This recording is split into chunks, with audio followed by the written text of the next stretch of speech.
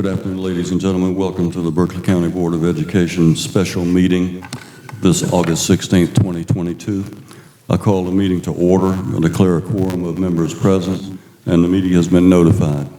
Is there a motion to approve the agenda? So moved. Second. We have a motion from Ms. Littleton, a second from Mr. McQuillan to approve the agenda. Is there any discussion? Yes, sir. I have concern. I'm just trying to understand the urgency of this matter, why this couldn't wait until next week. Happy to explain for you. I'm asking the chairman. Let me kind of give the background as to why I called the meeting. There was a phone call that I received Sunday evening. A board member that was very concerned about particular schools in their district with particular emphasis on custodial cleaning. And there was an issue that last meeting, the finance committee approved some custodial outside services, but the full board had not approved that yet.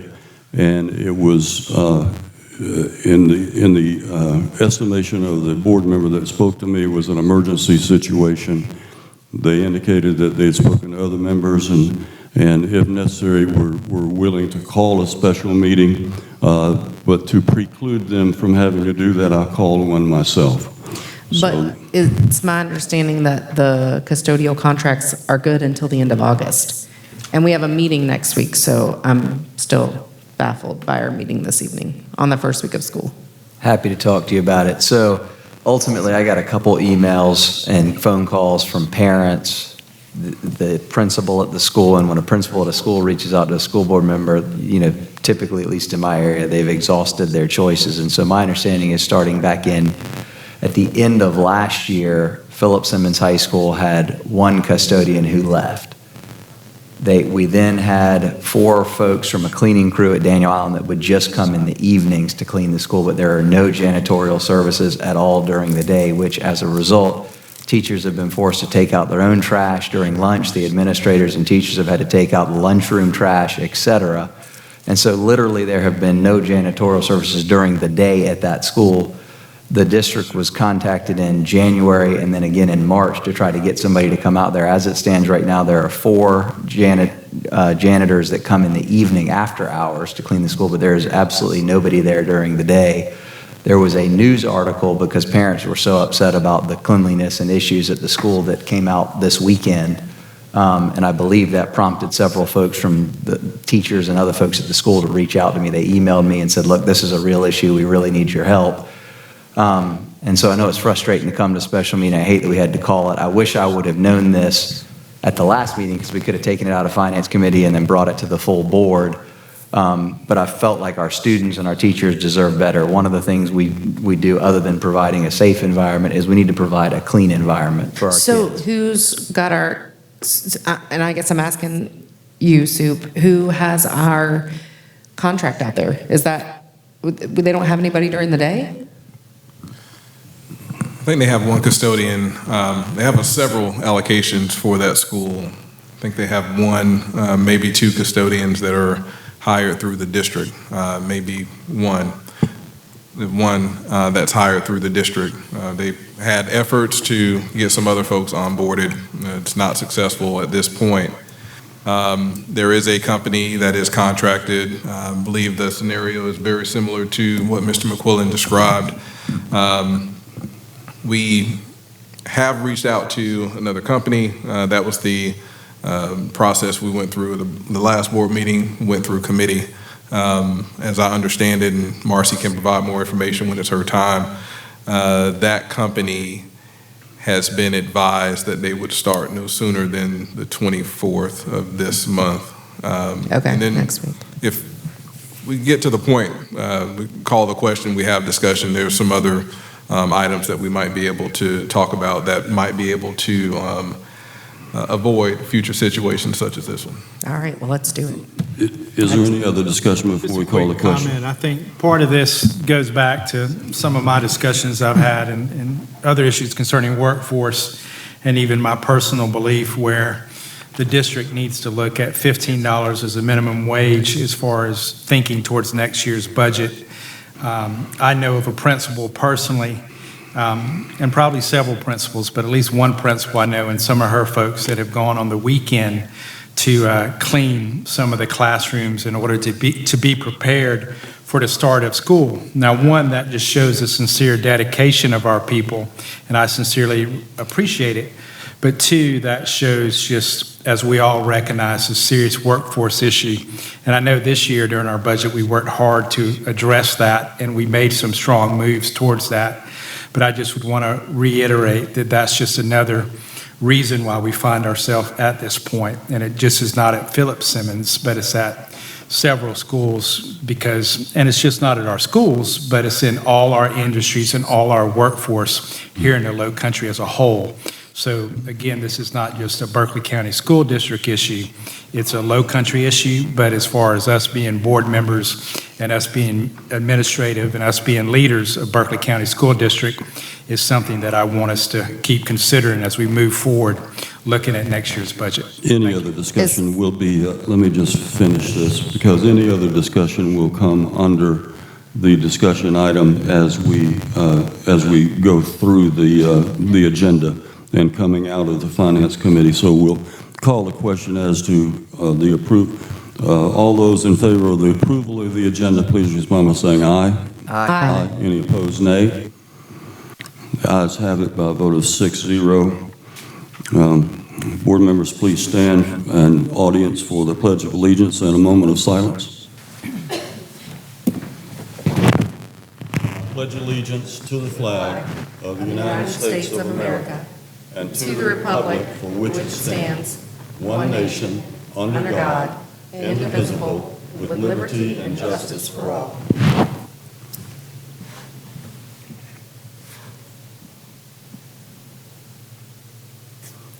Thank you. Please be seated. The next item on the agenda is the report from the Committee on Finance and Capital Planning.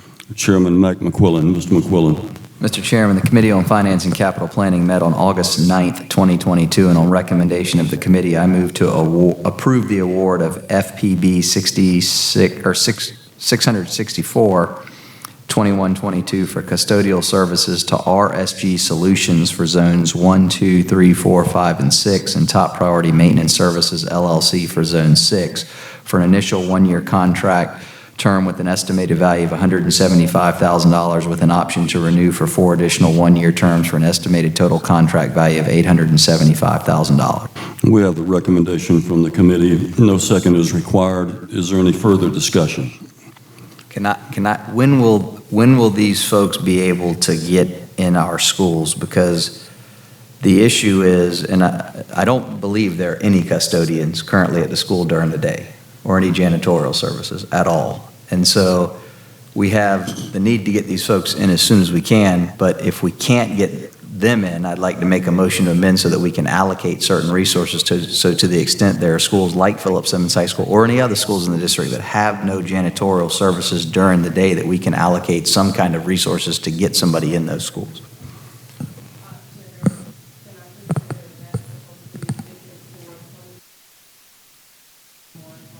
Okay, yeah, there's a typo in the motion. Okay. Thank you, Dr. Richardson. 2223, yes. Mr. Jackson, would you like to address Mr. McQuillan? I just would like to ask for some clarification / direction as to what type of resources you might be referring to. Somebody there to help out the teachers and administrators to do basic janitorial services, take out the trash at lunch, help clean out the classrooms and stuff during the day to the extent they need that. Because right now they just have 4 folks coming in the evenings after hours. There's nobody there at the school other than the folks that are supposed to be administering the school and in charge of the school, or teaching our students that are being forced to clean, because we haven't allocated any resources to the school during the day. Because their janitor left last year. It's not that we haven't allocated, right? It's just we can't find people to work, or am I wrong on that? Well, they probably have an allocation, but they don't have anybody to fill that allocation. Allocate probably wasn't a good word. Get somebody in the school to clean as soon as possible. Yeah. I think we have allocations.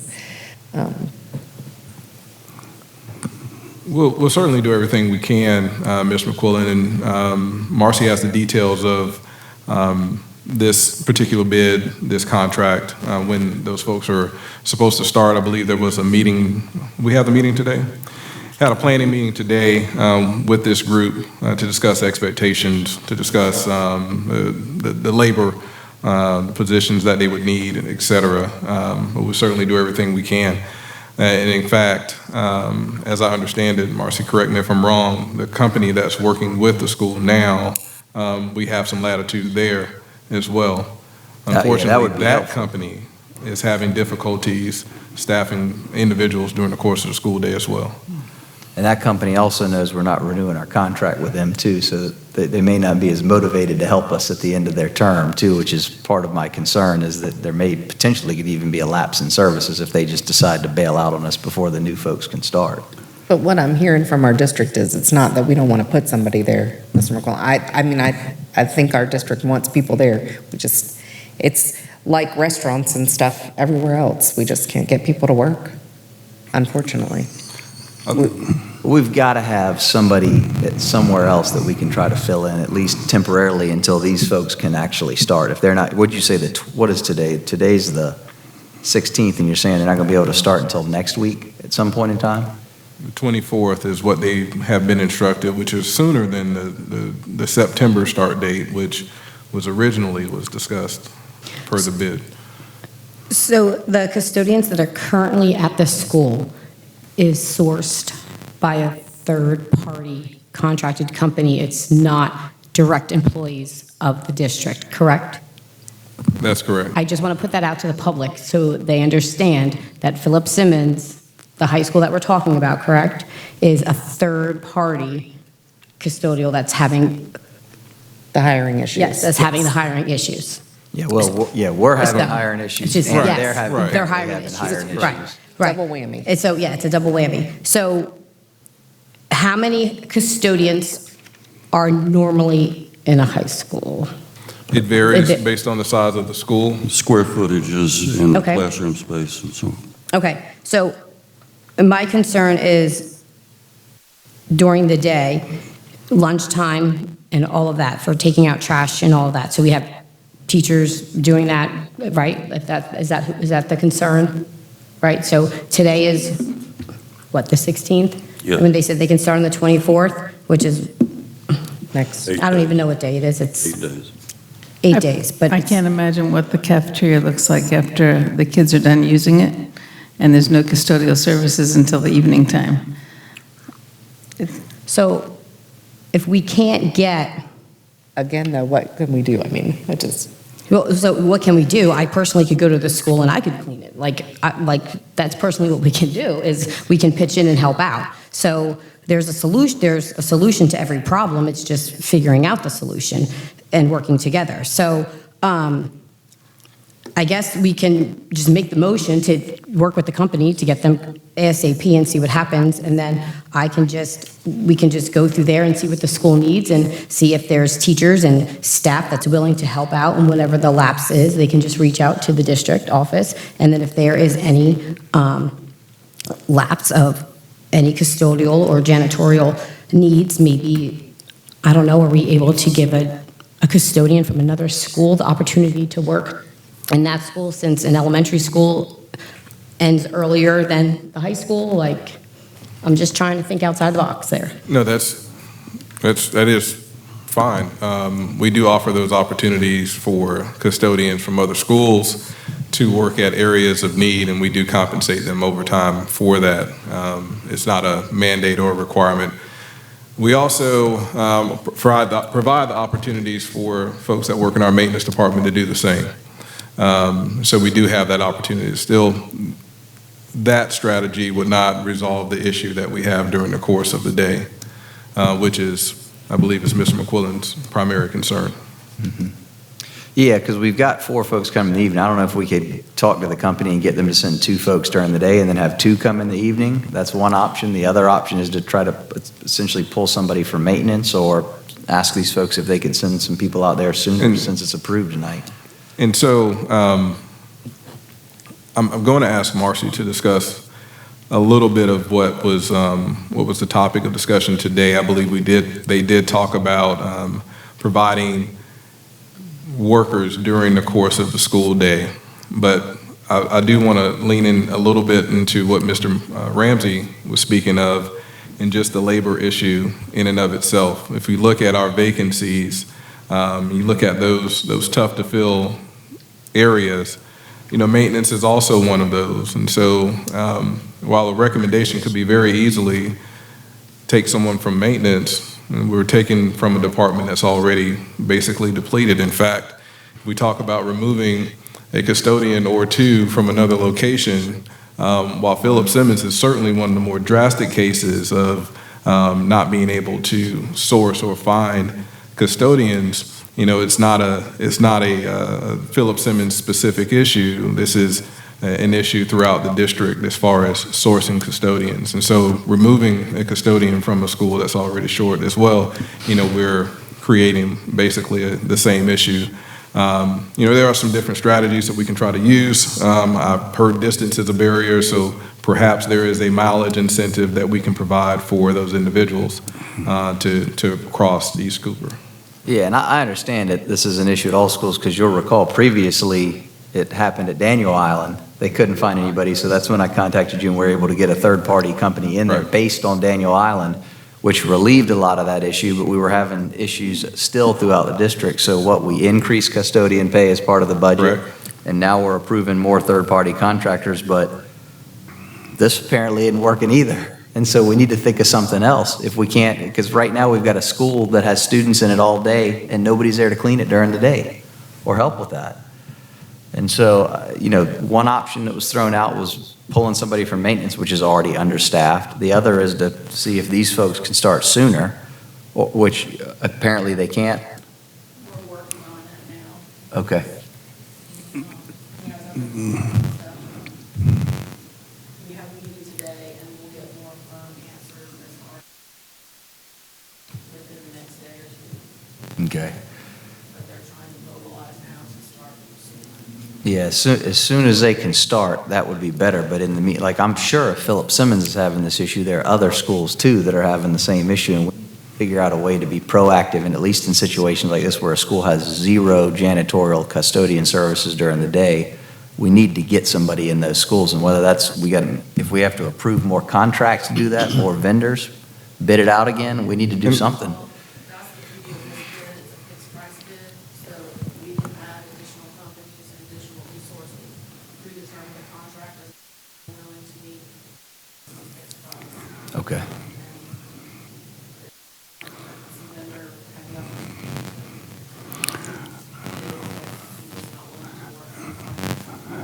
Ms. Abramson, would you step to the podium, because I've got a question for you.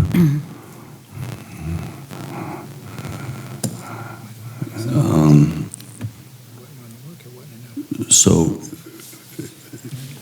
refresh my memory on policy, because I think the policy does allow for emergency procurement to be authorized by the superintendent without specifically going through the board for an emergency situation. Is that correct? That is correct, and we have done that in this situation, and it was reported in the second half of your emergency board reports. We actually did emergency services for Daniel Island and Philip Simmons with the current emergency vendor, and that gave us time to put out a new, and we did an RFP last year for custodial services. We didn't get the response that we had hoped. We only had one company that's based out of West Columbia. Therein lies their problem in getting people all the way in a timely manner to Daniel Island and Philip Simmons. So they've had a hardship recruiting and retaining people that can work in that area and have adequate transportation. So then we did the emergency to provide services until we could formulate a new solicitation, which we decided to do as a fixed price bid, because that way we can award to as many vendors as we want to, as long as they're willing to work for our fixed price. And we used market analysis to determine that fixed price of what was a fair, adequate fee. And for that, we can, and normally on a fixed price bid, you only add vendors quarterly or annually. We're allowing vendors to be added monthly. to this contract. So if we can get anybody that's willing to work for our fixed price, we'll get them on. But this will give us 2 more vendors who are very interested and very excited about coming to work with us. But again, their staff has to be vetted, just like our staff. And so that's part of the process that takes a little bit longer. We have to make sure we do the proper background checks and things like that before we bring their staff in our school. Would this meeting have been necessary if I had recollected properly, or if we'd really thought about the emergency procurement, have Mr. Jackson approve that and then us affirm that at the next meeting? We kind of spoke about this at the board retreat, and what we would like to, we have been hyper vigilant and hyper transparent and have brought everything to the board for consideration and approval. We would like to expand our policy to allow the superintendent to approve term contracts and any term contracts and contracts that are for budgeted line items. That's a budget that the board has already approved.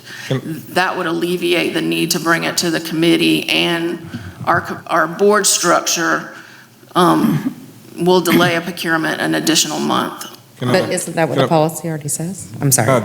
Yeah, Go can I ahead. make it just a clarification? It's not a revision of the policy, it's already policy. I was going to say, and this what you just said was already policy. It is, it's just not laid out very well in the policy manual, and so we'd just like to expand on that to clarify exactly what the superintendent is able to approve to avoid bringing things and, and waiting for that approval process. Again, we'll still be hyper transparent and provide, as a matter of information, anything that's awarded, that's a budgeted line item. But if it's a non-budgeted line item, then it would come to you for approval. So let me get this straight. It's in policy, but it hasn't really been utilized or implemented, and therefore we were reticent to do it without board knowledge and approval of this little-known policy. Is that a fair assessment? So, in policy DJE, it specifically says for 100,000 plus change orders for purchases over $100,000, where it has already been a line item budget that's been approved by the board, the superintendent can approve. So I think the practice has been to bring it to the board. That's correct. But the policy does not say that, and it's not required. As Okay. long as it has already been approved by the board. So for custodial services, that line budget item has already been approved. So just getting a vendor to then fill those services, that does not have to come back before the board. The superintendent can approve those vendor contracts. So that's what she is saying. If you can then present it as information later on a regular basis, board approval is not required because it has already been approved through the budget.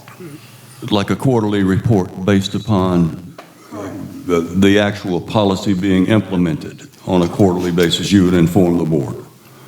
Right, we would be extremely transparent. We began this process years ago when we were being hyper-vigilant. We had reduced our P-card spend thresholds. We were being hyper-vigilant to wrap our arms around some things.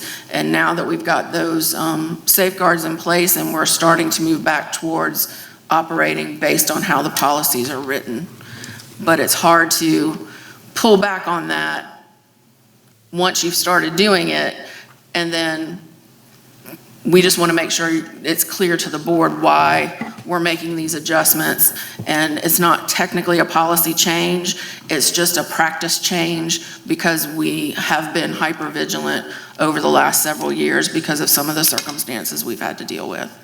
Okay. But so the cleaning company though that's coming in the evenings, that was done under emergency procurement. That is correct. So we did that, but we should have done an emergency procurement to ensure people were going to be there during the day too. We never did that though. Why? That was the intent. That they would come in the Could not- daytime? They couldn't source it. that the labor company had issue finding the labor to provide services during the course of the day. But that was certainly the intent, because that's what Daniel Island had when we approved the emergency procurement. They were able to provide it for them, but they were not able to provide it during the course of the day for Philip Simmons High. And we had and Philip Simmons High's staff was extremely involved in picking this vendor because we had a previous emergency vendor that didn't work out. And so they basically interviewed and vetted their vendors and laid out the expectations. And procurement wasn't a part of that. We kind of left that to the school so that we could work on getting the RFP or the fixed price bid completed. So they were very involved in the selection of who they're using for the emergency. So at this point, we have 5 days that are not covered. And you said the 24th is when this next company starts. The emergency vendor is on contract until the 31st of August. Okay. So, They Mr. Jackson, for can't get there during the clarification, I'm sorry. So for clarification, if there's anyone in the community listening to us tonight and they're at home thinking to themselves, you know, I'd be willing to go be a custodian at Philip Simmons High, do we have a job announcement out on our website for them? I'm just being. Yes, ma'am, it's posted on our Awesome. website, those vacancies. So if you're at home listening, we can use you. What about parents volunteering? I'm being very serious. What about, we've let volunteers back in this year, correct? Yes, ma'am. So I'm just putting it out there. But I know Possibly where we're coming from. I understand the concern completely. I just wanted to be Possibly transparent. specifically during lunchtime, but we would have to go through our volunteer procedures. Absolutely. You've got to get on that website, but it's just putting it out there. Thank you. And Mr. McQuillan, just sitting here, and it's not ideal because all of the schools on that corridor, they're short. There is a possibility we can borrow a custodian or two or from those schools that are short to help out during the course of the day. If nothing else, maybe during the course of lunch, as that is I have a one of the most thought troubling times. also, because when I was involved as a principal, we had bus drivers that drove the bus in the morning and afternoon, but also worked as custodians during the day. So perhaps we could reach out to some of our bus drivers to see if they'd be agreeable, at least on a short-term notice and basis, to actually do this. They may even want to do it full-time because, as you well know, Mr. Jackson, Timberland, we had that. We had bus drivers come in the morning after their routes and work 4 or 5 hours after lunch and then start their afternoon routes. So that's another flexible opportunity or option for us to look into. And not to take away from the whole policy discussion, I personally think we need to follow our policies, though. I don't think we need to have any amendments. I mean, No, we've it's got already in we've got policy. this, and I think we're all agreeable that we're going to do everything we can to get people there. Yeah, we need to approve this so we can get them there on the 23rd, 24th, Possible, or sooner, right? or sooner. We will do our best. We're trying very hard. They're getting their vetting and recruitment processes. They've already started that process once it made it through committee. And now we're trying to finalize those. And during our meeting today, we expressed the desire to have them start as early as next week. Okay. And in the meantime, you're going to see what you can do to try to get somebody in there during the day as quickly as we can. Yeah. Worst Yes. case would be the new company starts next week, but hopefully we can find something to alleviate and give them some help this week, Correct. first week of school. Any other discussion? All in favor of the motion coming from Finance and Capital Planning Committee, please respond by saying aye. Aye. All opposed, nay. Motion carries unanimously, 6-0. Mr. McQuillan, Mr. Chairman, that concludes my report. entertain a motion to adjourn the meeting. So moved. Second. We have a motion from Ms. Tanner, second from Mr. McQuillan to adjourn the meeting. All in favor, say aye. Aye. We are Thank adjourned. you all. Thank you all for coming, Mr. Barrow. Thank you for You're having me. very welcome.